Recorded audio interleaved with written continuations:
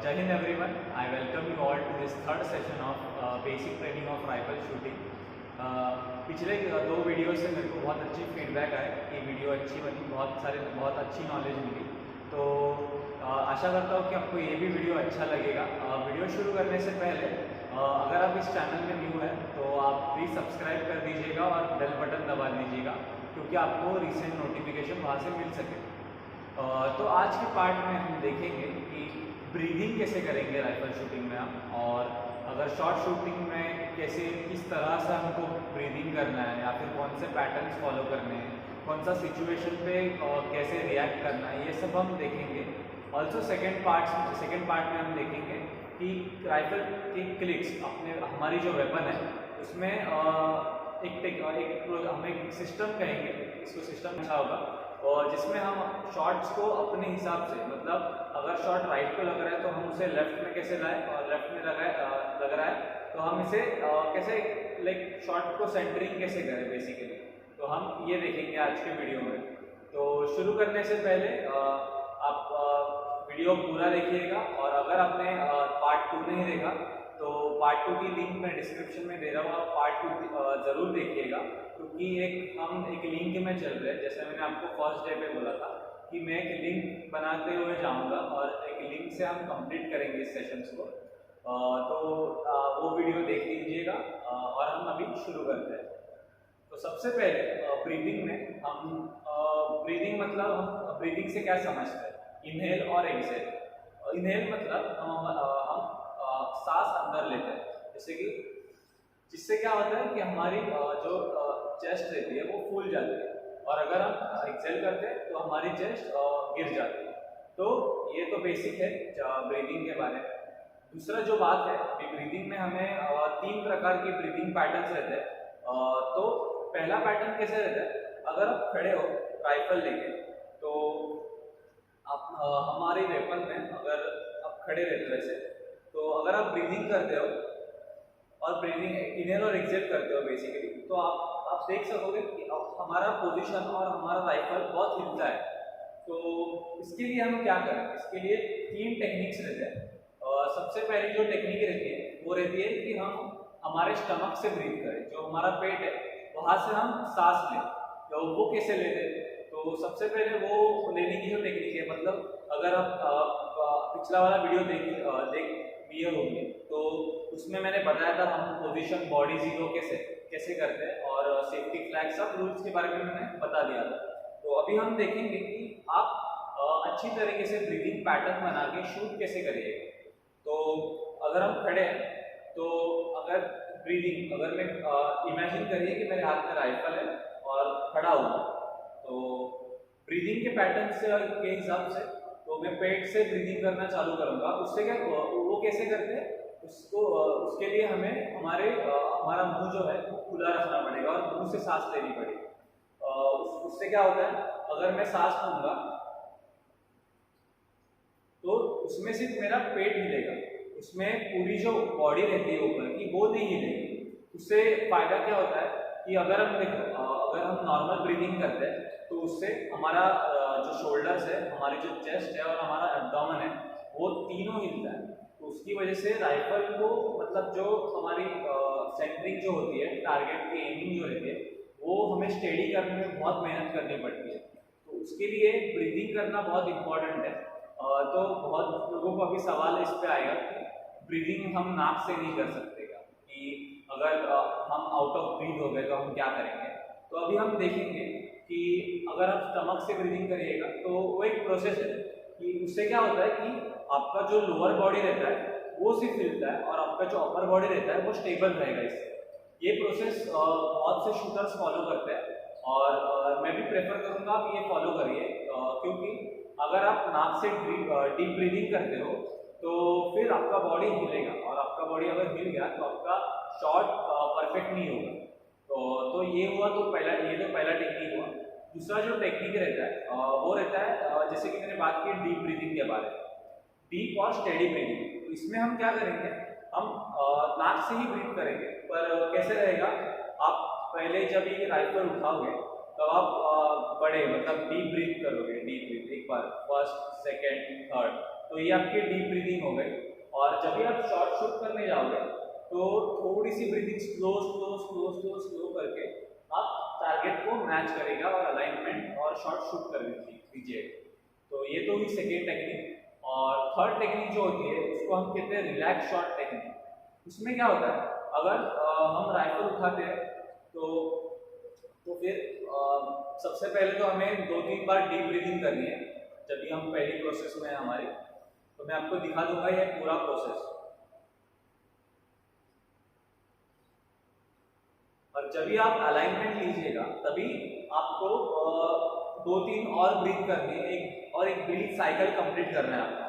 तो अगर आप ब्रीथ साइकिल कंप्लीट करते हो, मतलब इनहेल और एक्सहेल दोनों कंप्लीट करते हो, तो एक्सहेल के बाद आपको बिल्कुल ब्रीथ नहीं करना है, आपको आपकी सांस रोक के रखनी है फॉर मिनिमम 5 to 6 सेकेंड्स।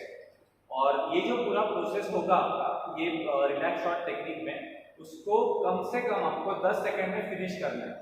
और ये प्रोसेस चालू कहाँ से होता है, जब हमारा जो अलाइनमेंट है वो बुल पे आता है। हम बुल से क्या समझते हैं, बुल जैसे मैंने आपको बताया, बुल हमें कहते हैं कि जो ब्लैक कलर का पार्ट रहता है टारगेट में उसे हम बुल कहते हैं। अगर आपका अलाइनमेंट बुल पे आया तो आपको ये चालू करना है प्रोसेस, मतलब एक बार इनहेल एक्सहेल, उसके बाद आपको ब्रीथ होल्ड करना है 5 to 6 सेकेंड्स। और उसके बाद आपका शॉट आने पर ट्रिगर स्क्वीज करके आपको ये प्रोसेस कंप्लीट करना है। तो ये तो था 3 प्रोसेस ब्रीदिंग के। अगर आपको इन तीनों प्रोसेस में किसी में भी डाउट आता है तो आप प्लीज़ कमेंट सेक्शन में आपका डाउट लिख दीजिएगा, मैं आंसर करूँगा इस डाउट्स को। दूसरा जो पार्ट है हमारा आज का वो है क्लिक्स। तो अभी राइफल के क्लिक्स कैसे होते हैं और राइफल के क्लिक्स क्या होते हैं। क्लिक्स हम इस पार्ट को बोलते हैं, ये जो रियर साइड होती है हम इसे रियर साइड के नाम से जानते हैं। तो रियर साइड पे आप अगर देख रहे होगे तो यहाँ पे एक ऊपर और एक साइड में ऐसे 2 सर्कुलर शेप में इधर है ऑब्जेक्ट है। तो इन ऑब्जेक्ट का काम होता है कि अगर हमारा शॉट नीचे लगता है तो, और शॉट नीचे, इसको सबसे पहले हम देखेंगे कि अगर हमारा प्रोसेस परफेक्ट हुआ, अगर आपको लग रहा है कि मैंने बॉडी 0 पर परफेक्टली लिया है, मेरा स्टांस बराबर है, मेरा पोजीशन बराबर है और मेरा चीक प्रेशर सब एकदम परफेक्ट है, और अगर आपका शॉट नीचे साइड में या ऊपर कहीं भी लग रहा है टारगेट में, तो आप ये क्लिक्स से काम में आएंगे। तो क्लिक्स का काम कैसे रहता है, अभी ये सर्कुलर, हम इसे बॉटल से सीखेंगे। अब बॉटल को बेसिकली हम कैसे करते हैं, अगर हम बॉटल खोलते हैं तो ये बॉटल का जो ढक्कन है वो ऊपर आता है। तो क्लिक्स का भी सेम है। तो अगर आप बॉटल लेते हो, अभी हम प्रैक्टिकली देखेंगे, तो अगर आप एक बॉटल ले लीजिएगा हाथ में, तो हम देखेंगे कि बॉटल अगर आप ओपन करते हो तो उसका डायरेक्शन जो रहता है वो एंटी क्लॉकवाइज रहता है। अब एंटी क्लॉकवाइज और क्लॉकवाइज मेरे हिसाब से आपको पता रहेगा कि कैसे रहता है। क्लॉक के हिसाब से, क्लॉक जो घूमता है, जो मिनट हमारा जो 1 मिनट होता है वो क्लॉकवाइज घूमता है, वो सीधा ऐसा घूमता है। पर आप अगर इधर देखोगे तो ये अगर आप बॉटल खोलते हो तो ये एंटी क्लॉकवाइज घूमता है, जिससे ये उल्टा घूमता है। तो बॉटल ऊपर आ, मतलब ये जो ढक्कन है वो ऊपर आता है। तो इससे हमें क्या पता चलता है कि अगर आपका शॉट नीचे लगता है टारगेट में तो आपको क्लिक्स देना है। और क्लिक्स कैसे देना है, एंटी क्लॉकवाइज देना है, जिससे करके आपका, जैसे ये ढक्कन ऊपर आ रहा है, आपके शॉट भी ऊपर आएंगे। और वैसे ही सेम तरीके से अगर आपके शॉट ऊपर लग रहे हैं तो आपको, जैसे ये ढक्कन बंद करेंगे हम क्लॉकवाइज, आपको क्लिक्स भी क्लॉकवाइज देने को। तो इससे आपको, मेरे को तो लगता है आपको समझ में आ गया होगा। ये बॉटल का एग्जांपल बहुत ही कॉमन है और बहुत ही इफेक्टिव भी है, क्योंकि इससे बहुत अच्छे से समझ में आता है। तो फिर से एक बार रिवाइज करेंगे ऊपर और नीचे के शॉट्स के लिए। अगर आपके शॉट नीचे लग रहे हैं तो आपको एंटी क्लॉकवाइज क्लिक्स देने, जिससे करके शॉट ऊपर आएंगे। और अगर आपके शॉट ऊपर लग रहे हैं तो आपको क्लॉकवाइज घुमा के नीचे करने शॉट अपने और टारगेट के सेंटर पे लाना। सेम तरीके से अगर हम यहाँ पे देखेंगे तो इसके लिए भी सेम प्रोसेस है। अगर आप एंटी क्लॉकवाइज घुमाते हो, अगर आपके शॉट लेफ्ट में लग रहे हैं तो आपको इसको एंटी क्लॉकवाइज घुमाना पड़ेगा। ये सेम प्रोसेस है। अभी बॉटल आपने स्ट्रेट पकड़ी, ये स्ट्रेट शॉट के लिए हो गया, एक ऊपर और एक नीचे। अभी आपको बॉटल हॉरिजॉन्टल पकड़नी है। तो हॉरिजॉन्टल पकड़ने से आप क्या समझते हैं, अगर आप बॉटल खोलते हो एक एंटी क्लॉकवाइज खोलते हो तो आपके शॉट राइट में आ जाएंगे, और फिर अगर आप फिर से क्लॉकवाइज घुमाओगे तो आपके शॉट लेफ्ट में आ जाएंगे। ये बहुत ही आसान तरीका है सिखाने का क्लिक्स, और बहुत ही आसान तरीका है समझने का क्लिक्स। अगर आप नहीं समझे फिर भी तो आप कमेंट सेक्शन में लिख दीजिएगा कि आपको नहीं समझ में आया, तो मैं फिर से एक सेशन दूंगा क्लिक्स के बारे में। पर अभी फिलहाल तो ये सबसे सबसे इजी है, क्योंकि बेसिक को तो यही सिखाते हैं कि क्लिक्स हमें कैसे किए जाते हैं। अगर ये तो अभी मेरे को पता है कि ये ऑनलाइन चल रहा है, पर अगर आप एक बार ऑफलाइन आ गए तो आप ये सब चीज़ें रिलेट कर पाओगे, और अगर आप रिलेट कर पाओगे तो आपको ऑटोमेटिकली मज़ा आएगा। तो अभी अगर आपको बॉटल का नहीं समझता और आप अगर किधर राइफल शूटिंग कर रहे हो और आपको क्लिक्स के बारे में पता नहीं है, तो अगर आप यहाँ पे भी देखोगे आप ये ऑब्जर्वेशन की चीज़ें, छोटी छोटी जो चीज़ें होती है वो ऑब्जर्वेशन पे रहते हैं। अगर आप ये एंटी क्लॉकवाइज घुमाओगे ना तो ये पार्ट ऊपर आने लगेगा, और अगर आप क्लॉकवाइज घुमाओगे ना ये पार्ट नीचे चला जाएगा। वैसे ही सेम ये राइट हैंड क्लिक्स के लिए भी सेम है। अगर आप एंटी क्लॉकवाइज घुमाओगे तो ये राइट साइड में आएंगे, और ये आप क्लॉकवाइज घुमाओगे तो ये लेफ्ट साइड में आएंगे। क्योंकि ये जो चीज़ें है वो प्रैक्टिकली करने में ज़्यादा मजा आता है और आपको प्रैक्टिकली ज़्यादा समझेगा। तो ये तो हुआ क्लिक्स के बारे में। आशा करता हूँ कि आपको क्लिक्स समझ में आए होंगे। इस सेशन में मैं और एक चीज़ बताना चाहूँगा, जो कि एक मतलब बहुत से जो कोचेस रहते हैं वो बताते नहीं हैं, और मैं भी मतलब आपको प्रेफर नहीं करूँगा कि आप वो मेथड यूज़ करें। तो वो मेथड का नाम है ऑफ एमिंग। तो अभी ऑफ एमिंग क्या होता है तो मैं आपको बताऊंगा ऑफ एमिंग के बारे में। अगर ये आपका टारगेट है, ये आपका ब्लैक बुल है यहाँ पे, और जैसे कि ये तो एक ह्यूज टारगेट है, तो अगर आपके शॉट यहाँ पे कहीं लग रहे हैं, यहाँ पे राइट हैंड साइड पे, तो अगर आप पूरे क्लिक्स दे रहे हो आपका बॉडी पोजीशन सब सेम है, और अगर आप क्लिक्स दे रहे हो फिर भी शॉट राइट को लग रहा है, मतलब ये केसेस ज़्यादातर होते नहीं है।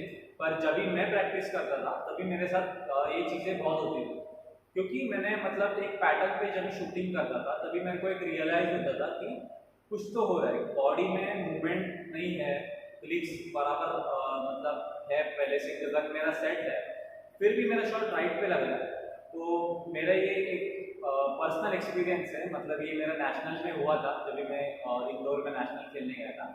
मेरे शॉट राइट पे लग रहे थे, और मतलब वहाँ पे एक मैच भी कैसा रहता है कि आपको समझ में नहीं आता कि कब क्या करें। तो तभी आपको क्या करना है, ऑफ एमिंग एक बहुत ही सिंपल है थिंग। अगर आप 6 o'clock पे एम कर रहे हो यहाँ पे और आपके शॉट राइट पे लग रहे हैं, और क्लिक्स देने के बाद सब करने के बाद अगर भी आपके शॉट राइट नहीं लग रहे हैं, तो आपको आपका अलाइनमेंट थोड़ा चेंज करना पड़ेगा। आप अगर यहाँ पे सेंटर में 6 o'clock कर रहे हो तो आपको थोड़ा सा लेफ्ट में 6 o'clock करना है और फिर शूट करना है। ये एक ऑथोराइज तरीका तो नहीं है, ये तो एक जुगाड़ हम इसे कह सकते हैं, क्योंकि ये ज़्यादातर तौर से होता नहीं है। पर अगर कभी भी आपके साथ ऐसा हुआ तो इससे ये टेक्निक को फॉलो कर देना। अगर आपके साथ शॉट बराबर आ जाते हैं तो वेल एंड गुड, नहीं तो आप फिर से पोजीशन छोड़ दीजिएगा, आपका फिर से प्रोसेस पूरा कर दीजिएगा। तो ये तो हुआ ऑफ एमिंग के बारे में। तो आशा करता हूँ कि आज की वीडियो में हमने ब्रीथिंग देखा, हमने क्लिक्स देखे, तो आशा करता हूँ कि आपको समझ आया होगा। अगर आपको कोई भी क्वेरी रही तो आप कमेंट सेक्शन में लिख दीजिएगा अपनी क्वेरी। ऑल्सो आप चैनल को अगर आप न्यू है तो आप सब्सक्राइब कर दीजिएगा और बेल आइकन दबा दीजिएगा। और इंस्टाग्राम का लिंक जो एनसीसी मिशन एक्सीलेंस का है वो आपको मैं डिस्क्रिप्शन में दे रहा हूँ, वहाँ पे करंट अफेयर की सीरीज चालू होने वाली है। तो आशा करता हूँ आपको वीडियो अच्छा लगे। अगर आपको अच्छा लगता है तो लाइक शेयर और कमेंट कर दीजिएगा। जय हिंद।